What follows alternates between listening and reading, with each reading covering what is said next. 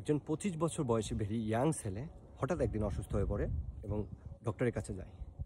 Doctor বিভিন্ন ধরনের test এবং পরীক্ষা নিরীক্ষা করে ছেলেটিকে বলে, তোমার এই রোগের ওষুধ আমার কাছে নেই। ছেলেটি মন খারাপ করে তখন ডাক্তারকে বলে, ডাক্তার সাহেব আমি তাইলে কিভাবে সুস্থ হব? ডক্টর একটি কথাই বলে, সর্বপ্রথম তুমি নিজেকে ভালোবাসতে হবে। যদি তুমি নিজেকে ভালোবাসতে পারো তবেই তুমি সুস্থ হবে। ছেলেটি প্রশ্ন করে, কিভাবে? ডক্টর সাহেব তখন বলে, সকল ধরনের নেশাদ্রব্য সেবন করা থেকে তোমার বিরত থাকতে হবে।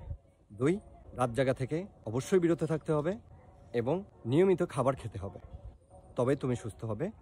যদি এটা না করতে পারো তাহলে তোমার অসুস্থতা ধীরে ধীরে আরও বৃদ্ধি পাবে এবং ধীরে ধীরে তুমি আরও অসুস্থ হয়ে পড়বে।